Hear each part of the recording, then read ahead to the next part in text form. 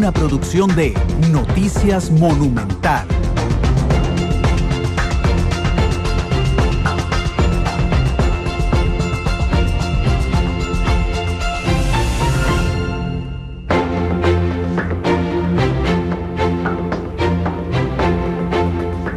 Son las 2 de la tarde con 6 minutos. ¿Qué tal? Buenas tardes, bienvenidos a Matices, este programa de Radio Monumental, que es una producción de Noticias Monumental que busca establecer debate, análisis, una conversación más pausada de lo que permite normalmente el ritmo noticioso diario, y en el que nos detenemos para analizar lo que pasa en Costa Rica y en el mundo. Ya casi les voy a contar cuál es el tema de fondo de hoy. Hay noticias importantes en el campo nacional e internacional. En el campo nacional, el presidente de la República, Luis Guillermo Solís, dio hoy el discurso en la Asamblea sobre Cambio Climático en Nueva York. Lo dio en 3 puntos fundamentales. Uno es relacionado con que se mantiene la meta de la carbono neutralidad para 2021. La otra es que va a insistir en un sistema ferroviario eléctrico, y la tercera es que va a implementar el uso de biocombustibles en autobuses. 2 horas después de que el presidente Solís da el informe, llega un informe del Estado de la Nación que, usando una metáfora, entra como una cachetada a la realidad nacional y dice: en estos años, desde que se planteó la neutralidad de carbono hasta esta fecha, no hemos hecho absolutamente nada por eso. No ha variado la matriz energética, seguimos dependiendo absolutamente de los hidrocarburos y de la energía eléctrica. De hecho, las energías limpias de las que tanto se habla, solo aprovechamos un 23% de las energías limpias que podrían producirse en Costa Rica.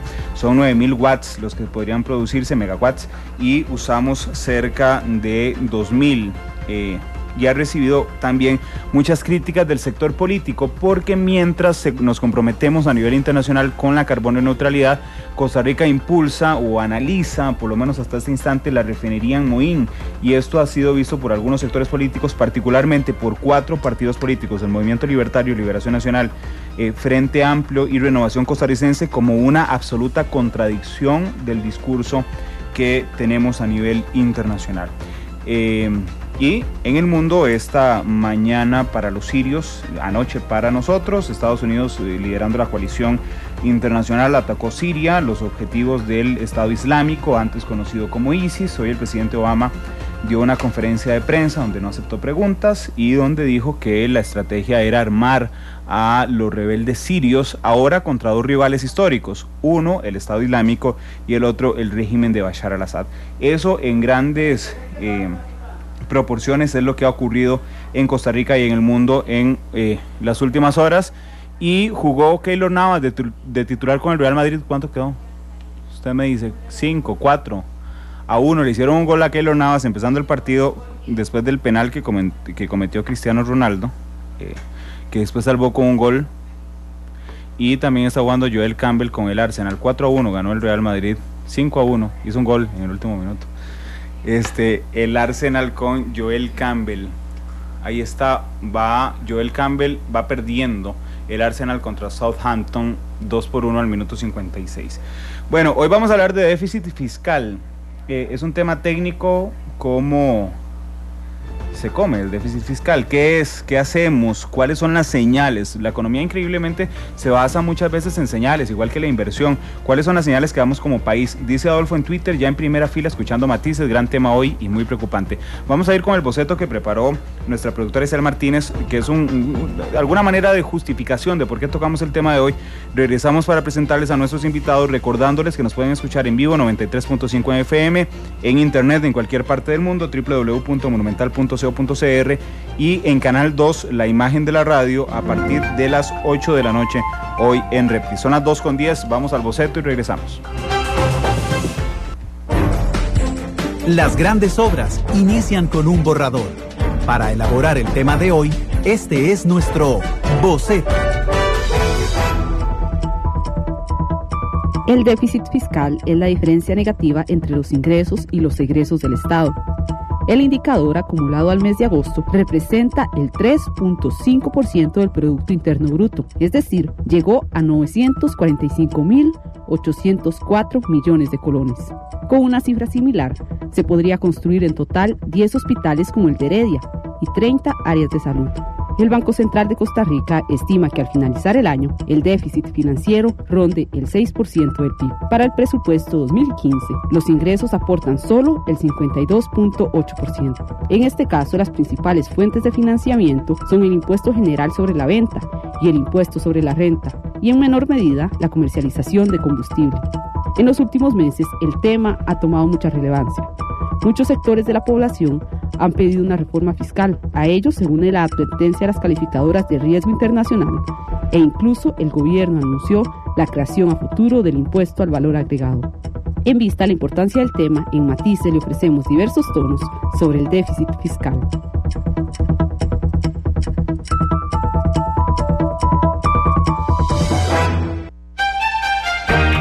Diferentes colores. Diferentes visiones.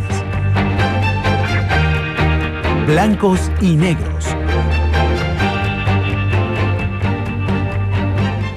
Son las 2 de la tarde con 12 minutos. Voy a presentarles a nuestros invitados. Está conmigo aquí en la cabina doña Edna Camacho. Ella es presidenta de la Academia de Centroamérica. Doña Edna, un gusto tenerla aquí. Muy buenas tardes. Muy buenas tardes y muchas gracias por invitarme. Está el economista don Ronulfo Jiménez, también de la Academia. Don Ronulfo, ¿qué tal? Buenas tardes. Muy buenas tardes a todos nuestros oyentes y a usted, Randall.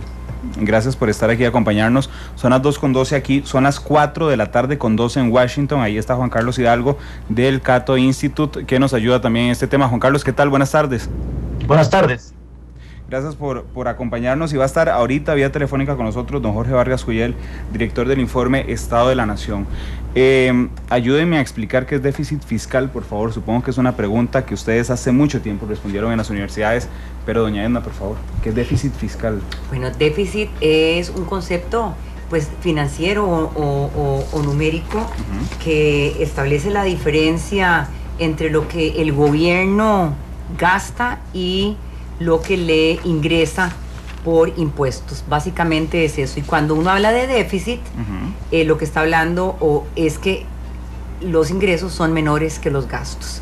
Si hubiera un superávit, para también explicar ese concepto, significaría que los ingresos superan a los gastos del gobierno. Ahora, déficit y fiscal se refiere propiamente a que es del gobierno, básicamente. Okay. También se puede hablar, claro, de déficit o superávit del sector público como un todo, lo cual incorpora no solamente al gobierno central, sino al gobierno central más todas las entidades descentralizadas. Entonces, cuando en estos términos, y hoy vamos a hablar en el programa sobre déficit fiscal, es el ingreso que tiene el gobierno por impuestos versus el gasto. Correcto. Ok. ¿Esto qué permite medir, don Ronulfo? ¿Por qué es malo, pregunto más bien si es malo, tener un déficit fiscal, que significa que los ingresos son más altos que los gastos son más altos que los ingresos por impuestos? Claro, esto el concepto de déficit fiscal se le aplica al gobierno, de ahí la palabra fiscal, pero podríamos aplicarlo a nuestra vida también. Uno puede ver en el año, en el mes, cuánto fueron sus ingresos, digamos qué salario recibió y cuánto gastó, y ver la diferencia si tiene un déficit o tiene un superávit en esto. En general, el tema del déficit, la parte compleja es que hay que financiarlo. O sea, cuando uno tiene un déficit, ya sea una familia o el gobierno, alguien tiene que financiarlo, es decir, se está endeudando. Y ahí el tema principal que preocupa es cuál es la capacidad que tenga un gobierno para hacerle frente a la deuda futura, porque en realidad el déficit, lo que estamos diciendo es parte del esfuerzo de financiar el déficit se lo vamos a pasar a la generación que viene, y la próxima generación va a tener que hacer sus gastos, ¿verdad? Pero también va a tener que pagar las deudas del pasado. Entonces, en ese sentido es qué capacidad se tiene como gobierno y como país para hacerle frente a todos los déficits acumulados que se acumulan en la deuda. Cuando se financia en el exterior, resulta relativamente fácil en el sentido de que no se sienten los efectos aquí, en el país. Es decir, los ahorrantes de otros países nos compran bonos para financiar el déficit.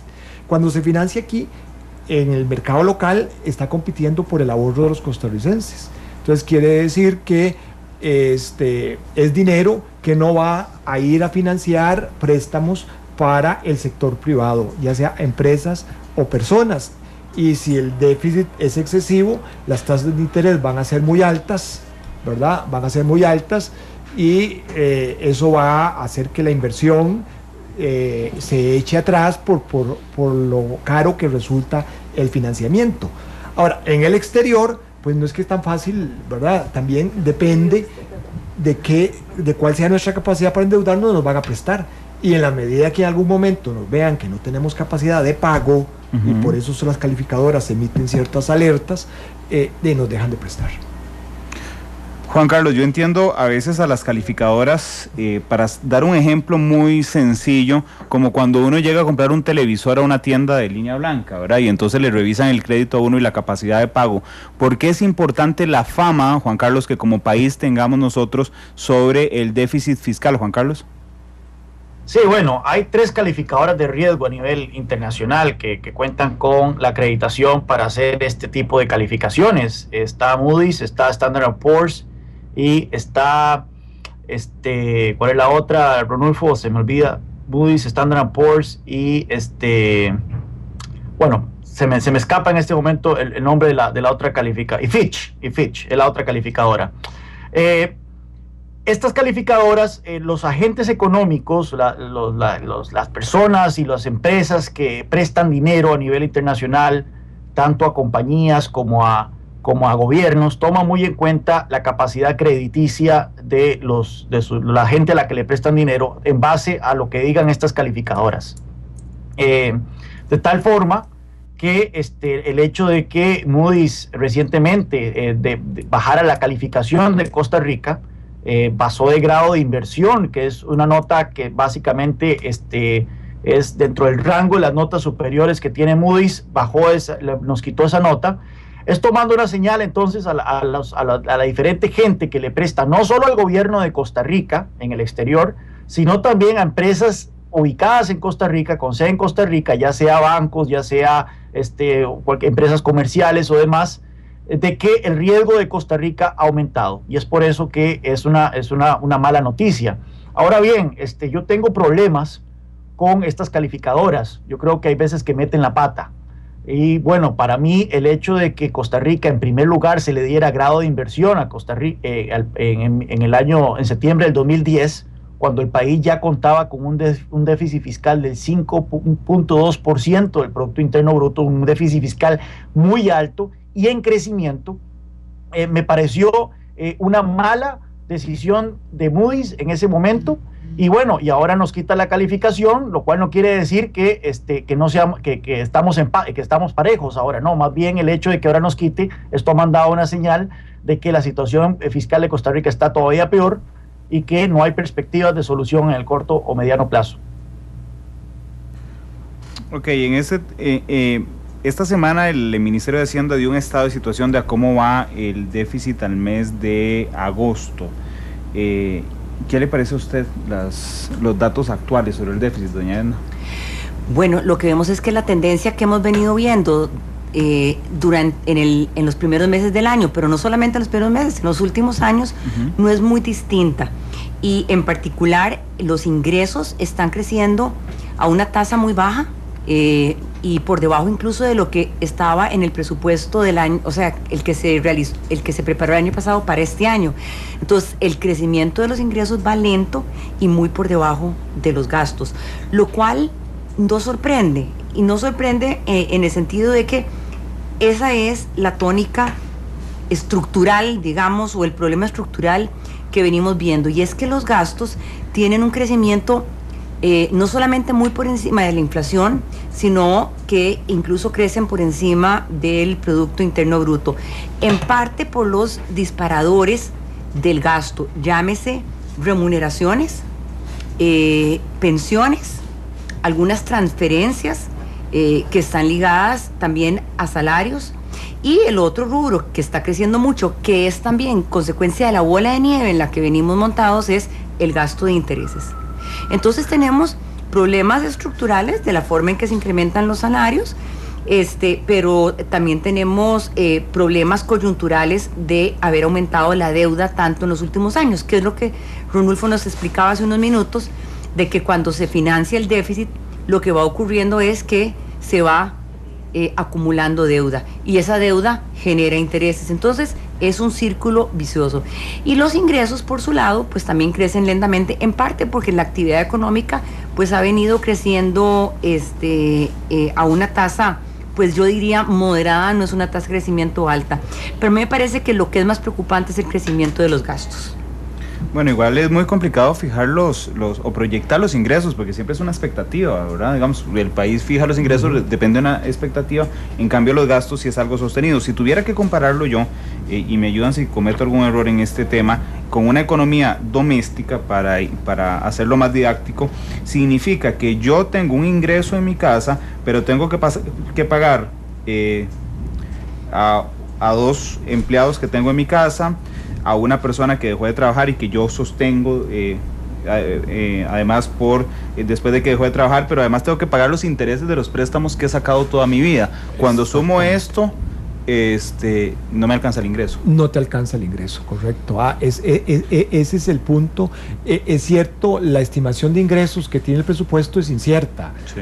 No es como el de un asalariado que sabe más o menos cuánto le llega al mes. Es más bien como un trabajador de cuenta propia. Como un freelance. Exacto. Es como el abogado o el dueño de un taller de muflas, que va a depender de cómo esté el negocio. Si el negocio se mueve, tiene más ingresos. Si se mueve menos, tiene menos ingresos. Entonces, ahí está esa parte compleja, y que en la medida en que se haya endeudado mucho, pues entonces esa parte de los intereses que mencionaba Edna empieza a crecer mucho, y entonces se va comiendo el resto de capacidad que tiene el gobierno para gastar en otros rubros, ¿verdad? Entonces no solamente es un tema financiero, en el sentido de que, claro, y nos trae un riesgo de que la economía pueda entrar en una crisis, pero también es un tema de que si uno se endeuda mucho, al año siguiente va a tener que socarse en el gasto para poder pagar intereses. Y es que el problema, Randa, yo voy a agregar algo a esto que dice Ronulfo, porque es importante, y el ejemplo que usted ponía también ilustra muy bien esto. Aún en las finanzas personales o en las finanzas de una empresa, en efecto, los presupuestos, tanto ingresos como de gastos, son estimaciones, pero lo que ocurre en las finanzas personales o en las empresas es que cuando los ingresos no se comportan como se había previsto, las personas o las empresas entonces dicen, vamos a ajustar el gasto para ponerlo más coherente con cómo se está comportando los ingresos. Lo cierto es que en el caso del gobierno no ocurre eso. Los gastos siguen creciendo en forma totalmente incoherente o inconsistente con el bajo crecimiento de los ingresos, en parte por el tema de interés, pero en parte por la inflexibilidad tan enorme de los gastos, siendo que la mayor parte son salarios. Pero ¿cuánta parte del presupuesto se puede mover?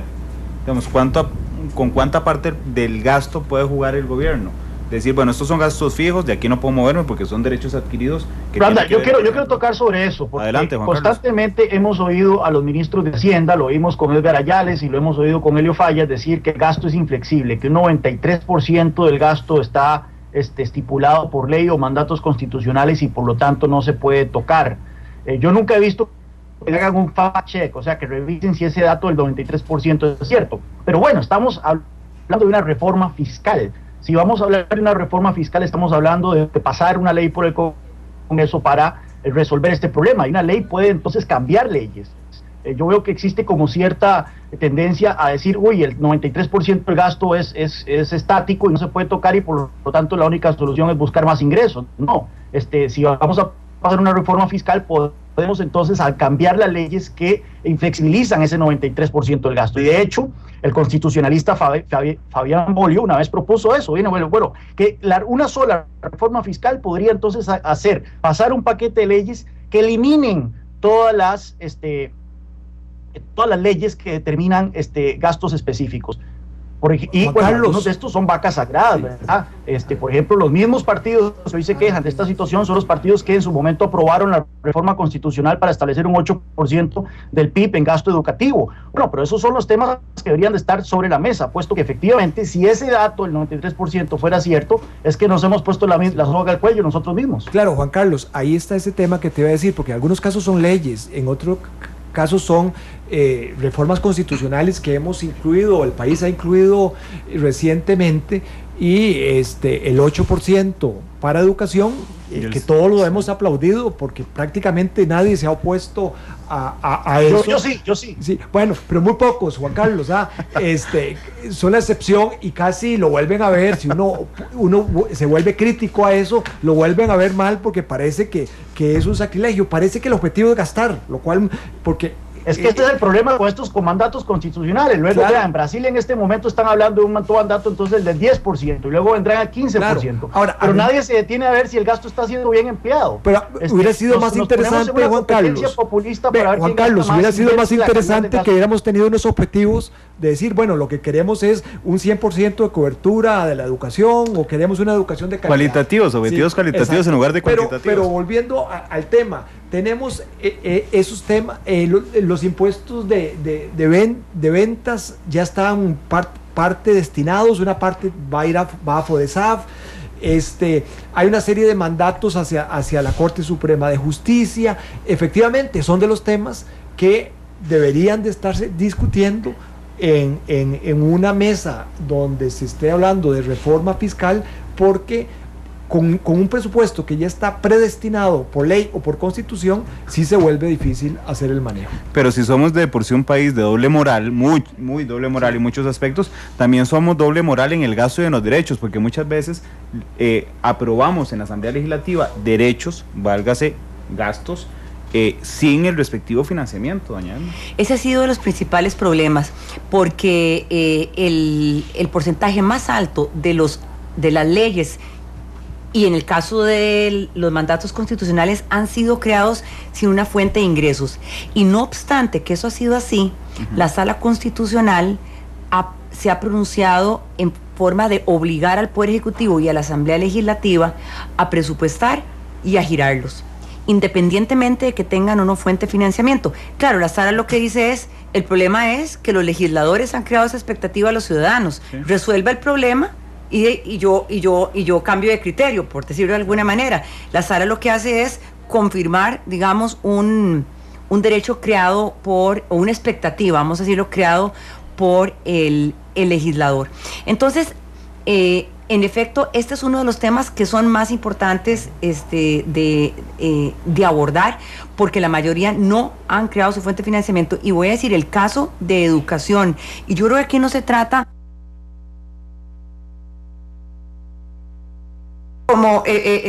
como antisociales o como comer chiquitos o ese tipo de cosas. No es el punto. ¿Cómo es posible que pasamos? Fíjense que tal vez no todo el mundo tenga este recuento, le puede resultar a algunos les puede resultar muy familiar, pero en educación se gastaba antes del año 97 el 4% del Producto Interno Bruto, y hoy se gasta el 8% del Producto Interno Bruto, además de un Producto Interno Bruto que ha sido digamos, recalculado en una ocasión, en un 30%. En un 30%, y que se oye que va a ser recalculado de nuevo. Entonces, y ese mandato en particular no fue acompañado de nuevos ingresos, porque básicamente estamos hablando que en los últimos, que son casi 18 años, 17 años, no se han aumentado impuestos, siendo que al mismo tiempo se creó o se aumentó un gasto en forma tan importante. Entonces ya no se trata de juzgar la bondad de ese gasto, que por supuesto que debería estar sometido a metas como las que planteaba Ronulfo, pero aquí se han aprobado ya 2 reformas constitucionales en la misma dirección sin tener ninguna consideración del equilibrio presupuestario. Cosa curiosa, porque la misma Constitución establece que el presupuesto debe ser equilibrado, que los ingresos deben ser iguales a los gastos. Entonces hay una cosa ahí que es incoherente, y la Sala Constitucional siempre se ha pronunciado a favor de estos mandatos, sean constitucionales o legales, y curiosamente deja de lado una disposición que a mí me parece que tiene el mismo rango, que es la del equilibrio presupuestario. Porque es una disposición constitucional, aunque a mí me llama la atención particularmente un tema en el que se detenía Juan Carlos. Hay 2 obligaciones constitucionales que yo sepa, que es educación y poder judicial. Lo demás son leyes. Así es. Es decir, las leyes pueden ser reformadas por otra ley, con excepción de los 2 mandatos constitucionales. Juan Carlos, creo que a eso te referías con el double check en algunos puntos de ese 93%. Así es, o sea, si en verdad ese 93% fuera cierto, que nuevamente nunca he visto un ejercicio para determinar si esa afirmación es cierta o no, Pero bueno, entonces no hay nada que no se pueda cambiar por ley. Si estamos hablando de una reforma fiscal que va a venir a cambiar leyes impositivas, bueno, ¿por qué no se tocan entonces las leyes en esa misma ley, en ese mismo proyecto de ley se tocan las leyes sobre gasto? Yo creo que eso es lo que una reforma fiscal podría hacer, únicamente eliminar estas camisas de fuerza que se han venido creando en materia de gasto. Nada más para agregar un punto sobre el tema del gasto en educación. Efectivamente, pasamos de un gasto de educación de ¿cuánto era? ¿4% del PIB en 1997 a un 7 punto y resto por ciento ahora? La pregunta es, ¿podemos dar garantías de que la calidad de la educación en Costa Rica es superior hoy que hace 15 años? Hace poco vimos en La Nación un reportaje sobre cómo las pruebas de lectura y demás, los estudiantes no están dando muestras de mayor avance en los últimos años. Así que nuevamente nosotros podemos crear muchísimas leyes sobre gastar más y más en educación, pero si no existen controles de calidad en absoluto sobre cómo se está gastando y cómo se está invirtiendo esta plata, bueno, estamos tirando plata entonces por el despeñadero. Claro, hay unos temas que tienen que ver con el tamaño del gasto, pero también con la calidad del gasto. ¿Qué tanto el gasto es de calidad que beneficia al ciudadano y qué tanto hay rendición de cuentas? En el caso de educación, un reciente trabajo que hicimos en Academia de Centroamérica, lo que veíamos es que la cobertura del sistema educativo ha aumentado, efectivamente, en los últimos años, tanto para la educación preescolar, la primaria ya está prácticamente en el 100%, y en la educación secundaria, pero cuando miramos la calidad y digamos nos comparamos a través de la prueba de PISA, y nuestra educación es muy deficiente, ¿verdad? Estamos como a la cola de los países que están sometidos o se han sometido a las pruebas de PISA. Y en bachillerato también estaba viendo promedios. La nota promedio que obtienen los estudiantes, por ejemplo, en matemáticas, de ciertos colegios, en una escala de 0 a 100 es de 40, por ejemplo. Y hay muchos colegios, ¿verdad?, que el promedio es de esa índole, por debajo de 70, está en la gran mayoría de los colegios. ¿Y quién pide cuentas? ¿Quién pide cuentas? A los centros educativos, etcétera, etcétera. Yo sé que en muchos casos también hay otras condiciones sociales de los estudiantes, pero digamos, ¿qué es lo que están agregando los centros educativos? Pero es que el tema de rendición de cuentas los problemas no son solamente en educación, es un mal generalizado en todo el sector público. Hay muchas instituciones que no sabemos qué es lo que hacen, no está medido, y nadie le sigue la pista para ver si están cumpliendo con algunos objetivos. Bueno, pero es que viendo educación como ejemplo, sí tenemos los datos, porque los tienen ustedes en la publicación reciente que hicieron en la Academia, pero también los tiene el Estado de la Nación. También, el mito número 3 del informe del año pasado, el mito es: Costa Rica tiene una población altamente educada y calificada, y estaba cargado de datos.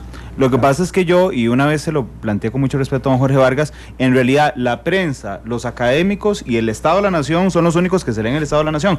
Es decir, la Casa Presidencial parecieran, no hablo de esta, en términos permanentes en el tiempo, parecieran no consultar el Estado de la Nación, no ver los diagnósticos, no ver las pruebas de PISA, digamos. Existe en realidad un autismo en un país altísimamente diagnosticado, doña Edna. Así es, y yo creo que lo que falta es una verdadera rendición de cuentas. Y eso que planteaba Ronulfo no es un tema solamente de números, sino es un tema de calidad del gasto. Y que yo lo voy a ligar a otro tema, porque en el fondo todo está vinculado. El ciudadano no percibe que está recibiendo servicios de calidad. Y en forma eficiente, y entonces cada vez está dispuesto a pagar menos impuestos. Esto nos lleva como a otro tema, que mientras no resolvamos algunos de los temas de la calidad del gasto y de la eficiencia con la que se gastan los recursos, el ciudadano va a estar en menor disposición a pagar impuestos y a que le cobren nuevos impuestos. Entonces, aun cuando es algo que posiblemente es necesario, el país tiene una insuficiencia de ingresos para cubrir sus gastos, lo cierto es que difícilmente va a poder aprobarse algún ajuste tributario si no se pasa por alguna reforma de gasto, porque el ciudadano dice, yo no me siento satisfecho con los servicios que recibo del Estado y por lo tanto no quiero pagar más impuestos. Hace unos meses el economista jefe del Banco Mundial decía que lo que está sucediendo en Costa Rica es una especie de rompimiento del contrato social. ¿En qué sentido lo decía? en el sentido de que el ciudadano, conforme aumenta su nivel de ingreso, empieza a considerar la posibilidad de trasladarse a la provisión de servicios privados. Pasa a sus hijos de una escuela pública a una escuela privada. Pasa de ir a la caja del Seguro Social a ir a pagarse una radiografía o un examen de sangre o una revisión cualquiera a un médico privado. Y entonces, una vez que hace eso, están pasando dos cosas. Uno, está reconociendo que no está satisfecho con la calidad de los servicios públicos. Y en segundo lugar, una vez que está comprando servicios privados, entonces dice, ya yo no quiero pagar impuestos porque ya yo estoy pagando mis servicios privados. Entonces, el problema es más profundo, es un problema, decía este funcionario del Banco Mundial, de una ruptura del contrato social. Entonces yo creo que reconocer eso es importante en cualquier propuesta que este gobierno le plantee a la ciudadanía. Bueno, pero es que hablando de eso y del tema de la transparencia y de dobles morales, la prensa y la clase política además se concentran a analizar el presupuesto que pasa por la Asamblea Legislativa y que ni siquiera marca el mayor porcentaje del gasto en el sector público. La mayor cantidad de gasto pasa de presupuestos directos a la Contraloría General de la República y en eso, y yo hago mea culpa de prensa, ni la prensa, ni la Asamblea, ni nadie le pone atención. No sé si compartís conmigo el criterio, Juan Carlos. Es que, nuevamente, yo creo que caemos en la trampa de decir que necesitamos más ingresos. Doña Edna lo dijo anteriormente. Al primer momento hacemos el diagnóstico correcto y decimos, esto es un problema de gastos, no es un problema de ingresos. Pero luego como que caemos en la tentación de decir, sí, necesitamos entonces una nueva reforma fiscal para aumentar la cantidad de ingresos. El problema es que el problema no son los ingresos han venido creciendo nuevamente, han venido creciendo a un ritmo más o menos un poquito superior al ritmo de crecimiento de la economía. El problema es que los gastos vienen creciendo a un ritmo más de dos veces más rápido que el ritmo de crecimiento de la economía. Entonces no hay plata que alcance simplemente, y pensando en una reforma fiscal que aumente los impuestos, no hay plata que alcance con el ritmo de crecimiento del gasto público. Ahora bien, se puede pensar entonces en una combinación, reducir el gasto y un aumento de ingresos, pero también tenemos que volver entonces a la analogía que estábamos haciendo al inicio del programa, de que cuando uno, como una persona en una familia, le hace falta plata, uno tal vez busca ingresos adicionales, trabajando, haciendo alguna chamba extra. Bueno, el problema es que cuando el gobierno busca ingresos adicionales, no es mediante trabajo productivo, sino es mediante extracción de estos recursos del sector productivo. Es decir, de aquella gente que está produciendo riqueza en el sector privado, hay una transferencia de dinero hacia el sector público. Y por lo tanto, muchas veces, estos aumentos de impuestos, estos aumentos de ingresos, terminan más bien afectando la actividad económica y tienen un efecto contraproducente en la lucha contra el déficit fiscal. Si nosotros hacemos un análisis de los últimos 25 años, como lo hizo La Nación hace unos años, cada vez que se ha pasado una reforma fiscal, la situación fiscal de Costa Rica empeora, no mejora. ¿Por qué? Precisamente por eso, porque la actividad económica sufre y porque un gobierno, una vez que se ve con recursos frescos, aumenta el gasto. Imagínense ustedes que si el gobierno de Luis Guillermo Solís estaba... Bueno, vamos a Juan Carlos, vamos a arreglar nada más un poco la fuerza de la señal en internet, porque esa última frase te la vimos un poco cortada. Le robo unos minutos para ir a una pausa comercial y volvemos para agregar más datos y para hablar de un tema que tiene un nombre bastante curioso, los disparadores del gasto, 2,39. Vamos a la pausa, regresamos.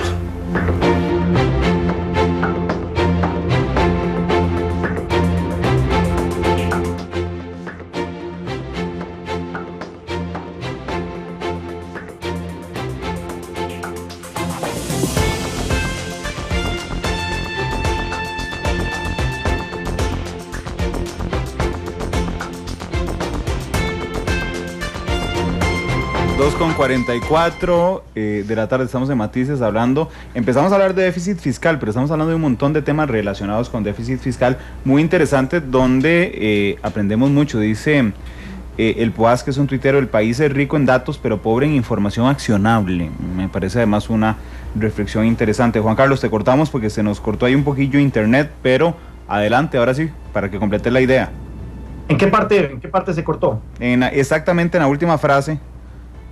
Sí, bueno, lo que estaba diciendo yo es que cada vez que se aprueba una reforma fiscal, un paquete de impuestos, porque eso han sido las reformas fiscales de Costa Rica, no han sido reformas fiscales integrales que atacan el principal problema, que es el gasto, sino que nada más aumentan ingresos. Cada vez que se pasa un paquete fiscal, según un análisis que hizo La Nación hace un par de años, la situación fiscal de Costa Rica ha empeorado, no ha mejorado. Y es que la razón es porque una vez con recursos frescos, los gobernantes caen en la tentación de aumentar el gasto. Y eso, imagínense ustedes con el actual gobierno. El actual gobierno ya gastó la mitad de lo que pretendería recordar en una futura aumento de impuestos. Con solo el aumento de salarios del sector público, el aumento en las transferencias a las universidades estatales, el aumento del presupuesto del Ministerio de Agricultura. En fin, si la administración Solís Rivera ha aumentado el presupuesto de la República en 20% sin tener plata, ahora imagínense ustedes qué pasaría si les diéramos un paquete de impuestos. Hablemos directamente de los disparadores del gasto. Hay un aumento, de eso estaba aquí Patricia Pérez, y hacía la reflexión, a mí me llama la atención que hay dos rubros que crecen mucho en el presupuesto, que es el de universidades y el del salario del sector público. Esos son dos disparadores del gasto, doña Edna. Digamos, hablemos nada más del aumento salarial del sector público. Primero, esto genera no solo un aumento, digamos, a la base del salario, sino que se multiplica con los pluses que hay en este instante en el sector público. Así es, y yo quiero irme un poquito más atrás porque pues es muy importante, lo que quiera, no es muy importante también ver parte del problema, de las causas del problema en el que estamos metidos. En el 2008 hubo un aumento salarial muy fuerte y que empezó, y tal vez cuento un poquito de la historia porque esto nos permite entender también algo del régimen salarial del sector público, que es en parte lo que ocasiona este disparador. En ese año se decidió que se vio que los profesionales en el gobierno central, básicamente en poder ejecutivo, en los ministerios, tenían un nivel de salarios muy por debajo de lo que llamaban el percentil 50 del resto del sector público, es decir, ganaban muy por debajo del resto de las instituciones públicas, y que eso generaba mucha rotación de estos profesionales. El profesional, no sé, el Ministerio de Hacienda se iba a la Contraloría o se iba al ICE, etcétera. Y entonces se decidió darle un incremento salarial a este grupo de profesionales. Resulta que cuando eso ocurrió, los maestros sacaron un decreto y dijeron que en ese decreto del año 80 y resto, a los maestros se les había calificado, se les consideraba profesionales. Y entonces, ese aumento que iba dirigido únicamente a un grupo pequeño, se terminó aplicando a todos los maestros. Y después de eso, vino la Caja del Costarricense, el Seguro Social, y por medio de la Ley de Incentivos Médicos dijo, como nosotros tenemos que estar no sé qué porcentaje por encima de los salarios de cierto grupo, también entonces hay que aumentar los salarios. Para resumirlo, se convirtió en un efecto dominó. Fue un efecto dominó de tal magnitud, y aquí es donde quería compartir un dato que es muy importante. Del 2007 al 2010, el rubro de remuneraciones aumentó 5 puntos del Producto Interno Bruto. Déjenme ponerlo en perspectiva. Si hoy decimos que el déficit es del 6, o va a ser el año entrante, 6.7% del Producto Interno Bruto, lo que estamos diciendo es que de no haber ocurrido ese incremento de 5 puntos, hoy el problema del déficit estaría, no tendríamos problema 1.7 del déficit. Entonces, ¿por qué lo menciono? Porque la estructura del régimen salarial, y no solo el gobierno central, incluso es mucho más grave en lo que se considera el sector descentralizado. Descentralizado, estamos hablando de ICE, de Recope, de la Caja, de otras instituciones. No le ponemos atención. A quien no le ponemos atención, porque no lo vemos en la Asamblea Legislativa.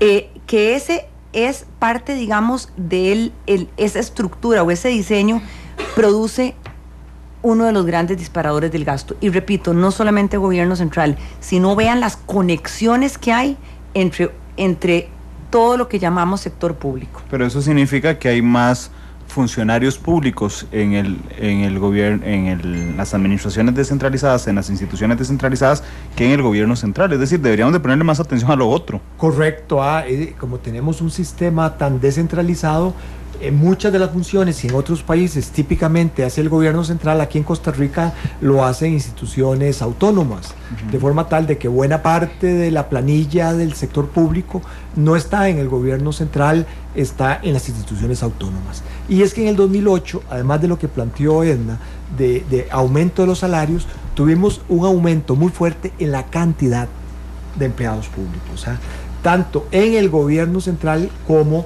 en el sector descentralizado. Entonces ahí se mezcló en el 2008, y ahí yo le doy una dosis de razón a lo que dice Juan Carlos, de que teníamos un superávit. Por primera vez de no sé cuántas décadas el gobierno central tenía un superávit, y buena parte de ese superávit desapareció, no porque invertimos más, sino porque se aumentó la cantidad de trabajadores del sector público y su remuneración, de forma tal de que ahí hay un pecado del 2008 que hemos seguido arrastrando. ¿Por qué? Porque fue un gasto permanente. Pero hoy tenemos mejor educación y mejor servicio de salud que en 2008. Bueno, esa es la... Estoy siendo sarcástico, claro, sí, claramente. Yo sé, pero ese es el tema. No hay efectividad. Claro, no hay efectividad. Si hubiéramos tenido un contrato, decir, bueno, este gasto se va a hacer en adición porque queremos tener una mejor calidad de la salud, porque en la caja hubo mucho aumento de empleados, o en el sector público, o en el sector de educación, o en el sector de Guardia Civil, porque buena parte también fueron de la Guardia Civil, de policías, ¿verdad? Entonces, pero no, es como un contrato que donde pagás, pero la retribución nunca está segura.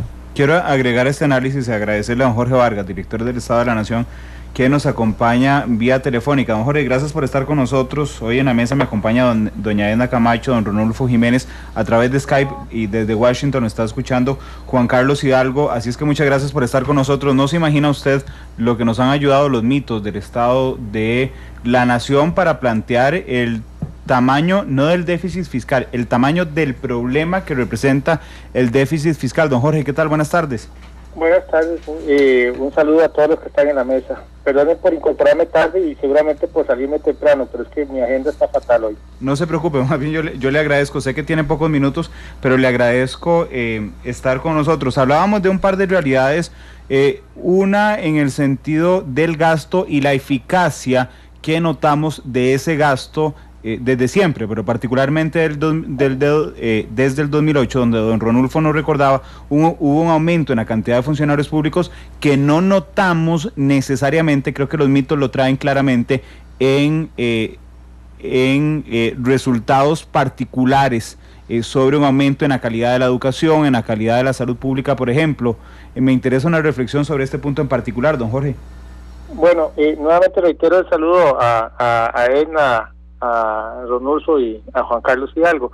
Mire, nosotros hemos señalado en diversos informes que durante el 2009, particularmente 2008-2009, se amplió el gasto público. Se dijo que era por una cuestión anticíclica, pero para compensar por los problemas económicos que había en ese momento.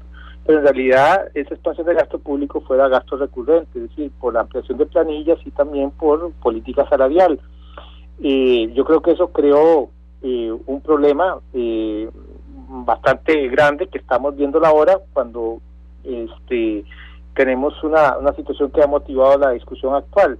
Ahora, en un término más generales, me parece, ojalá que no repitamos la discusión de los últimos años, aquellos que dicen que solo ven el problema por el lado del gasto y aquellos que dicen que el problema es por el lado de ingresos, y no reconoce que hoy en día probablemente la solución a los problemas va a ser por una mezcla de recortes por el lado del gasto, además de incluir mecanismos de evaluación de resultados, de revisar asuntos como el régimen de empleo público, pero también va a implicar asuntos por el lado de los ingresos, ¿verdad?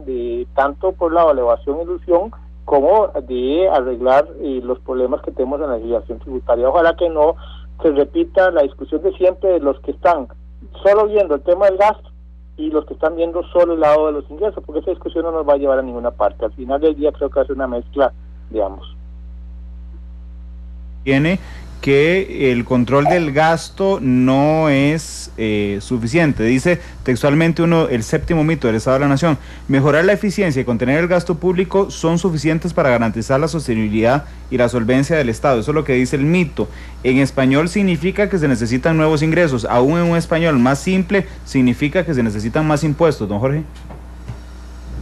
Digo, y lo dramático de la situación en que estamos es que todo es necesario y nada es suficiente, ¿verdad? Y por eso digo yo que hay que ver, digamos, las cosas como son. Por recorte, es absolutamente indispensable por una sociedad que tiene un esfuerzo enorme de expandir, por ejemplo, la inversión social pública. Es absolutamente indispensable empezar a entrar con parámetros de medición de los efectos, más allá de lo que ya sabemos. Y ahí nosotros que hemos trabajado ese tema, y creo que Rodolfo lo ha trabajado también con mucha, digamos, precisión. Ahí la información que tenemos es muy agregada, ¿verdad? Pero no tenemos realmente indicadores de evaluación de desempeño. Vea usted que, por ejemplo, los ejercicios que anualmente está obligada la Contraloría a hacer para evaluar la vinculación plan-presupuesto, la Contraloría siempre llega a la misma conclusión: yo no puedo evaluar si con el gasto público está cumpliendo metas del Plan Nacional de Desarrollo. Bueno, ahí hay un problema de cómo ligamos la presupuestación con la planificación, que en Costa Rica han estado divorciadas, un segundo problema. Entonces, hacer esas cosas por el lado del gasto son absolutamente necesarias, y yo creo que eso lo habrán planteado muy bien las personas que están en la mesa. Interesantemente también, yo creo que vamos a tener que modificar las cargas de cómo se financia este Estado, ¿verdad? Me parece que efectivamente hay también razón cuando se dice que en Costa Rica hay una gran evasión, hay una gran ilusión de sectores, ¿verdad? Y que además tenemos una legislación tributaria en algunos aspectos que no está actualizado. ¿Es suficiente hacer cosas por el lado de los ingresos? No, es necesario, sí. Pero vea usted que lo que me parece que esta sociedad, desde el punto de vista político, está dirigiéndose, va a ser una compleja transacción donde es dando y dando, donde van a tener que hacer concesiones por distintos lados para poder aliviar la carga. Pero resumo, efectivamente, esas cosas por el lado del gasto hay que hacerlas, son necesarias, no son suficientes para subsanar el término fiscal, pero este país ganaría si nosotros podemos entrar con criterios de eficiencia en los servicios públicos que da el Estado, tanto el gobierno central como el sector público descentralizado, cosa que actualmente no tenemos. Es absolutamente necesario, no es suficiente. Don Jorge, le ruego que se mantenga en línea telefónica. Don Ronulfo quiere opinar sobre sus palabras, don Ronulfo. Hola, Jorge. Hola, Ronulfo. Mira, a mí me parece que es muy interesante lo que estás diciendo. Ahí hay una complejidad con el poco tiempo que ya nos está quedando como país para resolverlo, ¿verdad? Porque cualquiera de la mezcla que se quiera hacer, ¿verdad? A uno les gusta más de un lado, a otro de otro lado, ¿verdad? Yo siento que si es una reforma para aprobar más impuestos, esto lleva tiempo. Las reformas para garantizar una mejor calidad de gasto y que no se repita lo que decía Juan Carlos, que un aumento de impuestos los políticos se lo gastan en muy poco tiempo, ¿verdad? Y cómo se hace la rendición de cuentas. Estamos metidos como Jorge, en un callejón complicado porque el tiempo que ya no nos sobra, y de esto se ha venido hablando de hace rato, pero no se ha hecho, no se ha avanzado, y el tema es que ya, ¿verdad? Para hacer una negociación posiblemente algunas de estas cosas van a requerir tiempo y transiciones, y ahí viene una etapa muy complicada. Rodolfo, enteramente yo creo que eso es parte de la complicación. Ya sabemos varias cosas. Si usted solo sube impuestos con este mismo Estado, va a usted tener los mismos resultados, ¿verdad? Exacto. Entonces es un poco como darle más alcohol a un borracho, ¿verdad? Estamos de acuerdo, pero también es cierto que si usted solo recorta el gasto, que va a implicar en algunos casos, incluso va a ser difícil proteger programas sociales, a usted le está pidiendo sacrificio solo a uno de los lados. Claro. Ahora, ¿cómo encarar la complejidad de una transacción de ese tipo, del dando y dando? A mí me parece que yo tomo como punto de partida el excelente trabajo que hizo el Ministerio de Hacienda con don Edgar Ayales, que dejó en marzo, abril, incluso un portafolio de medidas posibles por el ingreso y gastos. Yo creo que esa negociación puede ponerse plazos y además plazos en donde uno puede ir resolviendo asuntos que son de manera inmediata, de recortes inmediatos o de introducción de parámetros de eficiencia, y otras cosas que llevan más tiempo. No tratar de resolverlo todo en la misma mesa. Pero lo que es cierto es lo siguiente, desde el punto de vista de la economía política, quienes están parados diciendo que es mejor primero resolver los problemas de ingresos hasta tocar gastos, muchos son corporaciones o grupos que están afincados al sector público, ¿verdad? Quienes dicen que hay que primero recortar el gasto antes de ganar ingresos, muchos de ellos son incluso sectores ligados a grupos empresariales. Y yo creo que el problema principal que este país va a resolver para llegar a una solución, que no va a ser una solución óptima, sino va a ser la solución menos, la más potable posible, pero que probablemente nadie va a estar satisfecho, es que empezamos a poner sobre la mesa una premisa, que todo está en discusión y que nada es condición para la otra. Es decir, que no se vale, si yo estoy por el lado de los gastos, decir, no hablamos de gastos hasta que hablemos de ingresos, o los de ingresos que dicen, no hablamos nada de ingresos, usted caga de gastos. Bueno, ahí vamos a seguir con el monólogo de sordos, y yo creo que el principal perdedor de esto va a ser la sociedad costarricense, que al final del día va a tener el mismo Estado más deteriorado, porque va a tener problemas de ejecución y además con una perspectiva económica mucho más difícil, ¿verdad?, que conoce muy bien. Que es complicado, Rodolfo, es la más complicada negociación que este país ha encarado en los próximos años. Sí. Lo único bueno es que ya no tenemos manera de patear el tarro. ¿Seremos imaginativos? No sé, sinceramente no sé, pero que debemos reconocer, que todo está sobre la mesa, absolutamente todo. Yo creo que sería un buen punto de partida. Y a partir de eso, establecer como una especie de cronograma de qué aspectos uno puede ir sacando, una especie de tit for tat, si me das esto por el lado de gasto, yo en el caso de ingresos, e ir encadenando desde las cosas más inmediatas a las cosas que requieren más reflexión. Pero es ciertamente una negociación, tienes un punto muy complicada y que nos va a retar a nosotros a no recurrir a los instintos básicos de decir primero el otro, primero que el otro haga la concesión, porque eso no va a funcionar. Don Jorge, doña Edna quiere referirse también. Yo creo que hay una cosa que planteó Jorge que es importante, que es que todo está sobre la mesa. Y en esto quiero decir, todo está sobre la mesa, hay muchos temas del gasto y hay muchos temas de la parte tributaria que están sobre la mesa. E incluso, voy a agregar algo, incluso temas que tienen que ver con los candados a que esto no vuelva a ocurrir, lo que han llamado las reglas fiscales. Correcto. Es decir, que es otro tema que no es ni de ingreso ni de gasto, sino más bien de las exenciones. De una visión, de una regla fiscal que asegure que esta situación no se va a repetir. Puede ser poner un límite al déficit, puede ser un límite al endeudamiento. Entonces, correcto, todo está sobre la mesa. Y yo creo que sí es complejo, pero creo que lo más importante es comenzar la discusión cuanto antes y reconocer que el proceso va a ser gradual. Es decir, no todo, aunque todo esté sobre la mesa, no todo tiene que estar negociado en la primera ronda, sino que pueden ser rondas que van a ir solucionando o poniendo acciones en marcha. Es como una pelea de boxeo. Yo lo veo como en rings.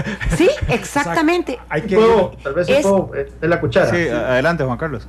En ese punto, tal vez entonces sí, podemos hablar de un proceso en etapas en donde el gasto sea el principal, el componente número uno, porque nuevamente, esto hay que también entender la psicología de la economía política. Si usted le da ingresos a la clase política, hemos visto que los gasta, no los va a usar para reducir el déficit. Este gobierno ya está gastando de antemano la plata que cualquier aumento de ingresos podría generar. Entonces, hasta el tanto no haya un compromiso de austeridad por parte de las autoridades, hasta el tanto no se le pueden dar más recursos, porque entonces vamos a seguir con el mismo problema. Entonces sí, hablemos de una reforma fiscal en donde primero, por un periodo de 2 años, la administración pública dé señales inequívocas, no de contención del gasto, sino reducción del gasto, y luego dentro de 2 años podríamos entonces tener esa discusión sobre ingresos. Yo sobre eso lo que voy a decir, si eso es una posición de partida, aquí no va a pasar nada, porque evidentemente eso es posible si yo tengo todo el poder y les digo, mire chavalos, este es el tema de la agenda, el número 1 es el que a mí me interesa y nada más. Yo creo que hay que ser mucho más flexible que eso. A mí, puede ser que en el mundo ideal uno quisiera hacer eso, pero en el mundo real, donde hay intereses, relaciones de poder, posibilidades y capacidades, cuando yo digo, lo digo en el sentido de lo que le decía Edna, que me lo expresaba mucho mejor de lo que yo decía, todo está en la mesa, quiere decir que puede ser en distintos rounds, pero incluso en el primer round, en la mezcla que sea, tiene que haber cosas por el lado de los ingresos, gastos, y creo que Edna incluyó una cosa muy importante, de la gobernanza fiscal. Nada está excluido, pero si las personas dicen, yo no discuto lo que a mí no me interesa hasta dentro de 2 años, eso no va a pasar. Ya dentro de 2 años es otro proceso electoral, y si usted hizo concesiones esos 2 años, después el otro dijo, bueno, muchas gracias y ya nos vemos.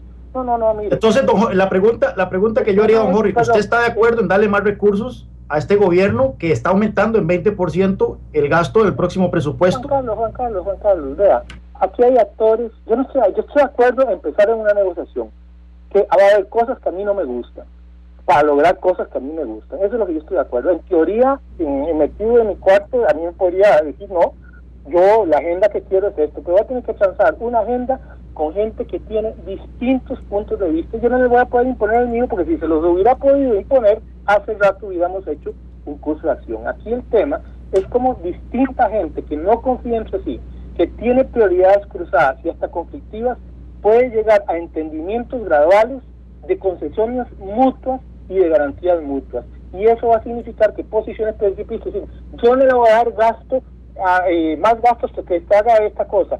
O bien gente que le diga, no, yo no hablo de ingresos, no hablo de gastos hasta que me ponga el impuesto a la renta para el sector empresarial. Bueno, si esas son las posiciones principistas, aquí no vamos a ninguna parte. Yo creo que tenemos que ensayar distintas cosas. ¿Por qué? Porque todos estamos metidos en un hoyo donde nadie quisiera estar en este hoyo. Todos quisiéramos estar en otro sitio, pero estamos en este. ¿Verdad? Y además, la cuestión es que tenemos gente distinta. Tenemos 25 años haciendo ese tipo de reformas, en donde supuestamente se ponen sobre el tapete ingresos y gastos. ¿Qué ha ocurrido en los últimos 25 años? Siempre se han aprobado los ingresos y las reformas en materia de gasto nunca llegan. ¿Siempre?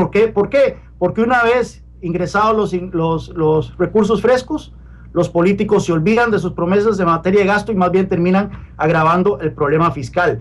Podemos seguir intentando esa misma fórmula otra vez, pero yo soy escéptico de que vaya a funcionar. Usted tiene que ir a una reunión, entonces sé que le quedan poquitos minutos, le doy el cierre de esta parte a usted, y después nosotros nos quedamos conversando. Yo estoy hablando de simultaneidad. Vamos a tener que aprender. Hay gente que desconfía uno de otros, entre diablos que desconfían de uno de otros y que tienen buenas razones para desconfiar. Yo no le puedo pedir al otro diablo y decir, mire, sabe que ahora va mi tema y después más adelante no se ocupe, va el suyo. Eso no lo puedo pedir realistamente. Me gustaría pedirlo, pero eso no va a ocurrir. El punto aquí es simultaneidad. E incluso podemos introducir otra regla. En el primer round, nada está aprobado hasta que esté aprobado algo que a mí me interese. Perfecto. ¿Verdad? Entonces, así nos aseguramos que si se aprobó algo por el lado de ingresos, vaya con... Tenemos que mejorar también ¿verdad? Entonces me parece que, resumo mi punto, todo está sobre la mesa. Me parece que vamos a tener que hacer un ejercicio distinto, salirnos de la caja y sobre todo de dar principios de simultaneidad y garantías mutuas para evitar que nadie haga lo que Juan Carlos con razón ha dicho, ¿verdad? No. Yo estoy de acuerdo con eso. Don Jorge, gracias, porque sé que tiene que irse a la reunión. Muchas gracias, perdonen, un gran saludo a todos, a Juan Carlos, a Edna y a Renulfo. Igualmente, saludos. Gracias, don Jorge. Yo estoy en déficit comercial, debo anuncios. Vamos a la pausa, regresamos.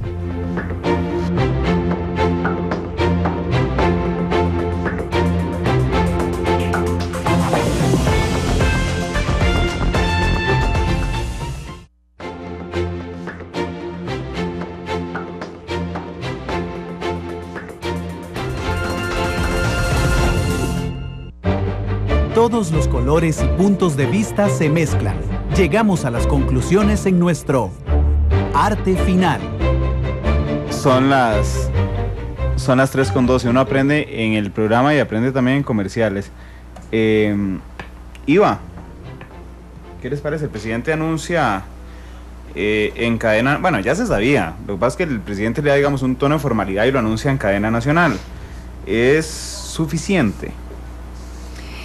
Me parece, y para hablar en positivo, me parece que es una buena señal. Sí, me parece que hay que reconocer okay. que el decir que se va a mandar una propuesta para convertir el impuesto sobre las ventas a un impuesto al valor agregado es una buena señal. Y lo digo porque este es un tema que tiene 12 años de estar sobre la mesa. Hace 12 años la Comisión de Exministros de Hacienda en el año 2002 recomendó esto mismo junto con otros cambios al sistema tributario.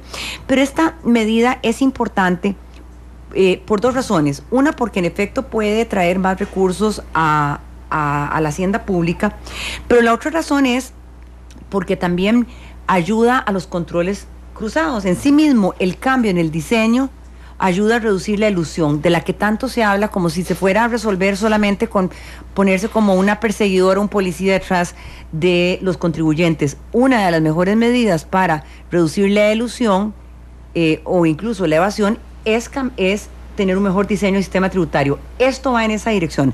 Ahora, dicho que es una señal en la dirección correcta, claramente es una medida insuficiente.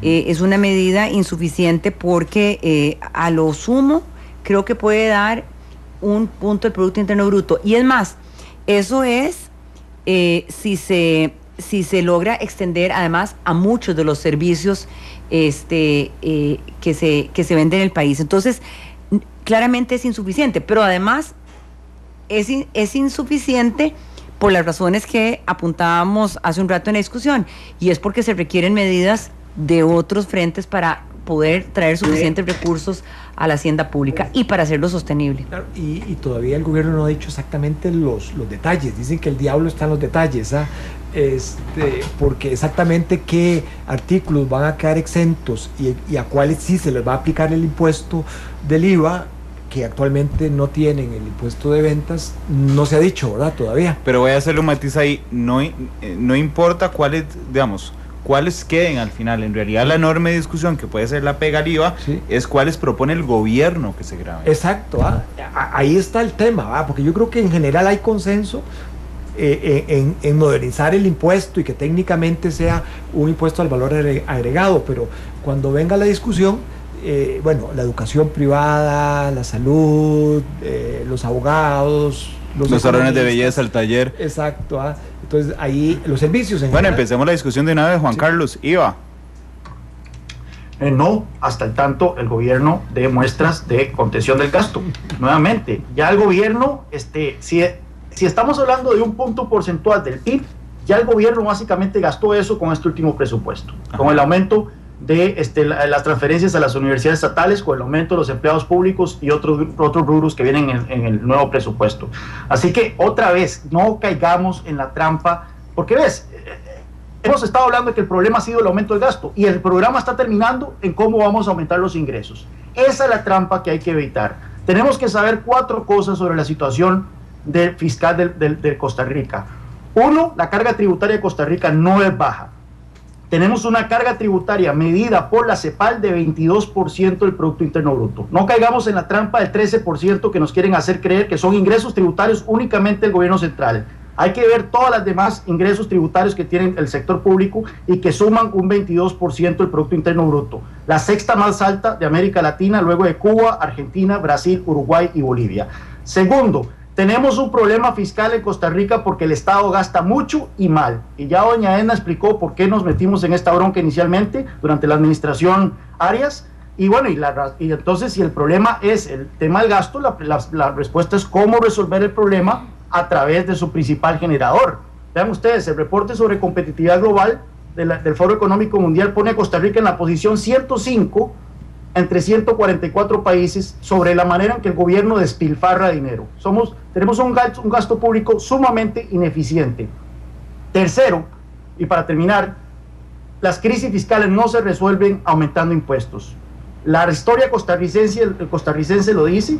Hay evidencia internacional que señala que también que la mejor manera de consolidar las situaciones fiscales de los países es reduciendo gasto y no aumentando impuestos.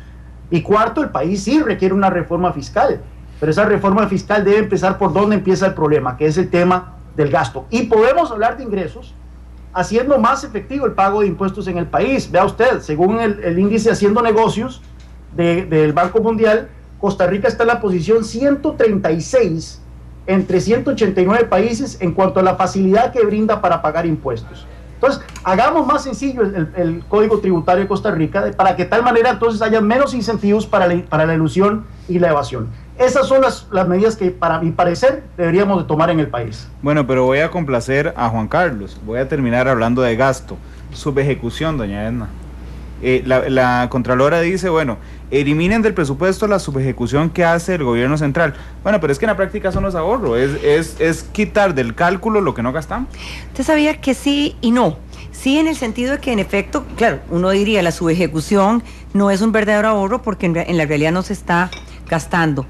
Pero el por qué no eso es tan cierto es por lo siguiente. Desde que se estableció el principio de caja única en el año 2002, cuando se aprobó la ley de presupuestos públicos y administración financiera, desde entonces el gobierno, la Tesorería Nacional, está obligada a devengarle el 100% de las obligaciones que tiene con las instituciones con base en leyes, etcétera. Entonces, eso hace que el beneficiario de un destino específico tenga el derecho a poder en el siguiente año volver a presupuestar lo que no usó. Y entonces el año siguiente podría ser que gaste no solamente lo que le corresponde el año, sino el año anterior, porque el principio obliga a que, pongamos de alguna manera, que tarde o temprano la institución reciba los fondos. Entonces, yo sí creo que es un punto que vale la pena echarle una mirada a lo que planteó la Contralora, y es que la subejecución es algo que se convierte, vamos a ver, es contablemente, y es un tema tal vez un poquito técnico, pero contablemente, aun cuando subejecute una institución, el dinero le pertenece. Es algo así como cuando usted tiene una cuenta corriente en un banco. Aunque el banco esté utilizando su plata, en realidad esos fondos, usted cuando llega a pedirlos, el banco le tiene que dar lo que usted tiene en su cuenta corriente. Algo muy parecido funciona la Caja Única del Estado. La institución tiene derecho a pedir esos recursos cuando los ocupe, aunque sea el año siguiente o 2 años después. Entonces, en el fondo sí se está generando una obligación que podría ser, ser una presión de gasto. Entonces, yo creo que ese es un tema que sí también debería de estar sobre la mesa, como muchos otros. Don Ronulfo. Bueno, no, efectivamente, eso es como quitar la tentación, ¿eh? Ahora, yo lo que siento es que la dimensión del problema fiscal es de tal magnitud. Estamos hablando de un déficit del 6,7 y tenemos una cierta urgencia para resolverlo, que me parece que aquí van a haber muchas, o tenemos que recurrir a muchas de las posibilidades y que no hay que excluir ninguna. A mí me gustaría excluir los impuestos, ¿a quién le gusta pagar impuestos? Pero creo que tienen que estar absolutamente todas. Sí tienen que estar con las condiciones, ¿verdad? Con los candados que Edna hablaba, para evitar la tentación. Porque sí, lo que Juan Carlos dice es muy cierto. Al gobierno, si se le da en este momento 2% de recursos frescos, ya los habrá gastado. En 1 año, 2 años se los gastó. Y los habrá gastado antes de recibirlos, con solo oír el rumor que se los van a dar, ¿verdad? Y así en general, o cualquier gobierno, y así ha ocurrido. Entonces a mí me parece que es muy importante resolver el problema, pero también dejar claro una institucionalidad, unas reglas que impidan que esto se vuelva a repetir, porque si no luego tenemos que volverlo a pagar. Juan Carlos, viste, terminamos en el gasto. Bueno, por dicha, pero hay que seguir insistiendo, porque el tema de la regla fiscal es un tema crítico. Tal vez, nuevamente, si pensamos en esa reforma fiscal por etapas, primero pasar una ley que elimine todas todas estas camisas de fuerza que se han ido creando en materia de gasto, luego pasar una ley de regla fiscal que le ate las manos a los gobiernos en materia de gasto cuando se trata de aumentarlo, ¿verdad? Y luego, eventualmente, sí podemos entonces hablar de ingresos en una situación donde el gobierno dé claras muestras de austeridad. Juan Carlos, muchas gracias por estar con nosotros desde Washington. Son las 5:23, si no me falla la memoria, en Washington. Así es. Gracias, Juan Carlos. Hasta luego. Don Ronulfo, muchas Hasta luego. gracias. Doña Edna, muchas gracias por estar aquí. Gracias a ustedes por la invitación. Gracias por la invitación. Dice Roger Retana que eludimos el fondo político del asunto, que se gasta la plata de los costos por fines politiqueros de pegabanderas. Bueno, hay una parte de eso también. No, un día de estos hay que hacer un otro matiz. En el fondo de... Bueno. Voy. Ya casi, nada más para anunciar al final. Bueno, gracias por estar aquí. Gracias a ustedes. Nos pueden observar en Canal 2 a las 8 de la noche. Nada más termino con una información de última hora de carácter internacional. El líder de un grupo que se llama Al-Nusra, que yo sé que suena muy raro, pero en realidad es el brazo armado del Estado Islámico en Siria, murió producto de los bombardeos estadounidenses. Y bueno, no murió de casualidad. Uno de los objetivos de Estados Unidos era matarlo. Y efectivamente, según un comunicado del mismo grupo Al-Nusra, murió. Las agencias internacionales que están dando a conocer la información, que son AP, AFP y CNN, ninguna de las tres pueden confirmar la información por fuentes independientes y se basan en el comunicado que Al-Nusra hace, pero ahí está un resultado en particular, por lo menos positivo para los fines de la coalición y para los Estados Unidos. Son las 3:24, nos escuchamos a las 7 en la tercera emisión de Noticias Monumental. Feliz tarde. Matices, los tonos de la actualidad.